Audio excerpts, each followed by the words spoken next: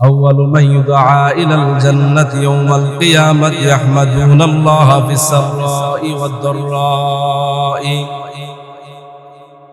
আল্লাহ রাসূল সাল্লাল্লাহু আলাইহি ওয়াসাল্লাম বলেন, ও দুনিয়ার মানুষ, যেই মানুষ দুনিয়ার জমিনে সুখে দুঃখে সর্ব অবস্থায় আল্লাহ তাআলাকে স্মরণ করবে, আল্লাহর জিকির করবে, ওই মানুষকে আল্লাহ তাআলা হাশরের ময়দানে সর্বপ্রথম সবার আগে জান্নাতে যাওয়ার মতো সুযোগ করে দিবেন। এজন্যই তো সাহাবায়ে কেরাম সর্ব অবস্থায় সুখে দুঃখে আল্লাহ তাআলার জিকির করতেন। সাহাবায়ে কেরাম জিকির করতেন, আল্লাহকে স্মরণ করতেন, কষ্টের মধ্যে পড়লেও স্মরণ করতেন, সুখে পড়লেও স্মরণ করতেন। কিন্তু আমাদের অবস্থা তো এমন নয়। আমাদের অবস্থা হলো সুখে পড়লে আল্লাহকে ডাকবো, দুঃখে পড়লে আল্লাহকে ডাকবো না। কষ্টের মধ্যে অসুস্থতার মধ্যে পড়লে আল্লাহকে আমরা গালমন্দ পর্যন্ত করে এমন মুসলমান জমিনে আছে। অথচ সাহাবায়ে কেরামের ইতিহাসগুলো যদি আপনি আমি তালাশ করে এক একজন সাহাবী কত কষ্ট করছে, তারপর আল্লাহ তাআলাকে বলে নাই, সব সময় আল্লাহকে স্মরণ করছে, আল্লাহকে স্মরণ করছে, কোনো সময় আল্লাহকে বলে নাই। নবীর সাহাবায়ে কেরামের ইতিহাস যদি তালাশ করেন, একজন সাহাবী নাম জানে না এমন কোন মানুষ নাই। নবীর মুয়াজ্জিন বেলালের ইতিহাসগুলা তালাশ করে দেখবেন, বেলাল রাদিয়াল্লাহু তাআলা আনহু একজন কাফেরের বাড়িতে কাজ করত। যখন মুসলমান হয়ে গেছেন গোপনে ইবাদত করে, হঠাৎ করে একদিন তার মুনিব, যে দুনিয়ার মালিক, সে জেনে ফেলছে সে মুসলমান হয়ে গেছে, আল্লাহর ইবাদত করে, এক আল্লাহর অনুসরণ করে, অনুকরণ করে। বেলাল রাদিয়াল্লাহু তাআলা আনহুকে ডাক দেয়, কই বেলাল, যদি তুমি আমার বাড়িতে কাজ করো, যদি আমার কাছে থাকো, ওই এক আল্লাহর ইবাদত করতে পারবা না, বহু মূর্তির পূজা তোমার করতে হবে, না এলে শাস্তির আওতাধীন করা হবে তোমাকে। নবীর সাহাবী বেলাল এবার ডাক দেয়, কয়, ও দুনিয়ার মালিক, আমাকে কোন শাস্তি দিবা? যদি আমাকে শাস্তি দিতে দিতে দুনিয়া থেকে আমারে বিদায় করে দাও, এরপর আমি আমার এক মালিকের ইবাদত থেকে একটু সরে যাইতে পারবো না। এই কথা বলার পর বেলাল রাদিয়াল্লাহু তাআলা আনহুকে সব ধরনের আঘাত আর কষ্ট দিতে আরম্ভ করে দিলেন। এমন এমন কষ্ট দেয়, বেলাল শুধু আহাদ আহাদ শব্দগুলা উচ্চারণ করে।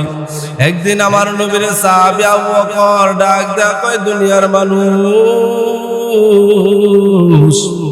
ওই বেলালের ইতিহাসগুলা পড়ো, দেখো না কেমন ইতিহাস বেলালের ইতিহাস।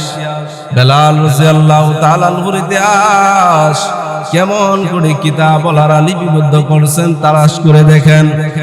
আমার নবীর সাহাবী আবু বকর বলতেছেন, আমি একদিন বেলালের পাশ দিয়া যখন যাইতেছি, বেলালকে জুড়ে জুড়ে আঘাত করতেছেন, আর বেলাল শুধু আহাদ আহাদ বইলা চিৎকার করতেছেন। বেলালকে এবার ডাক দেয়া, কয়, বেলাল, তুমি আমার মালিকের নাম নিলে তোমারে জুড়ে জুড়ে আঘাত করি। ও বেলাল, তুমি তো আস্তে আস্তে মালিকের নাম নিতে পারো, জুড়ে নেওয়ার কোনো প্রয়োজন নাই। বেলাল রাদিয়াল্লাহু তাআলা আনহু চুপ হয়ে গেছেন, তার শাস্তি বন্ধ হয়ে গেছে। আবু বকর রাদিয়াল্লাহু তাআলা আনহু কিছুক্ষণ পর আবার যখন আসতেছেন, আবার দেখতেছেন বেলাল রাদিয়াল্লাহু তাআলা আনহু জোরে জোরে আল্লাহকে ডাকতেছেন, আর কাফের বেঈমানরা তারে জোরে জোরে আঘাত করতেছে। আবু বকর রাদিয়াল্লাহু তাআলা আনহু ডাক দেয়া, কয়, বেলাল, তোমাকে বললাম মালিকের নাম আস্তে আস্তে নেওয়ার জন্য, তুমি আমার কথার কোনো গ্রহণযোগ্যতাই করলা না। তুমি বারবার মালিকের নাম জোরে জোরে কেন নিতেছ? এবার বেলাল রাদিয়াল্লাহু তাআলা আনহু ডাক দেয়া, কই, নবীর সাহাবী আবু বকর,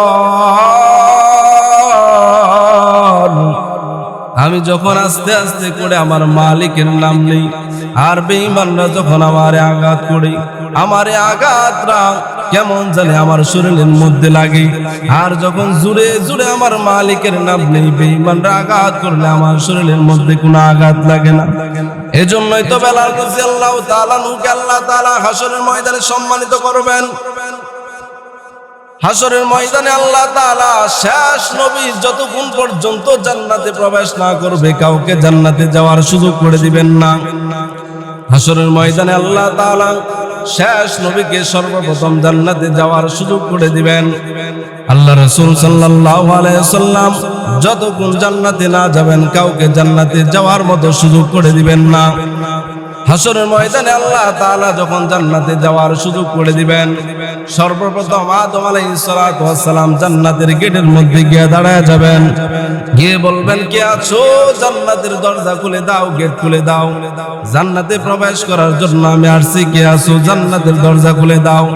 ফেরেশতারা এবার ডাক দিয়ে বলবেন, মান আনতা ওয়া মা ইসমুকা, কে আপনি? আপনার পরিচয় আগে দিন, আপনার পরিচয় আগে তুলে ধরেন, তারপর আপনার জন্য জান্নাতের গেট খুলে দেওয়া হবে। এই কথা বলার সঙ্গে সঙ্গে জান্নাতের ফেরেশতারা বলবে, এই কথা বলার সঙ্গে সঙ্গে আদম আলাইহিস সালাতু ওয়াস সালাম বলবেন, আমি হলাম সর্বপ্রথম নবী আদম আলাইহিস সালাতু ওয়াস সালাম, আজকে জান্নাতে যাওয়ার জন্য তৈয়ার হয়ে আসছি। এবার জান্নাতের ফেরেশতারা ডাক দিয়ে বলবেন, না না, আজকে সর্বপ্রথম আদম নবীকে দেওয়া হবে না, নূহ নবীকে দেওয়া হবে না, ইব্রাহিম নবীকে দেওয়া হবে না।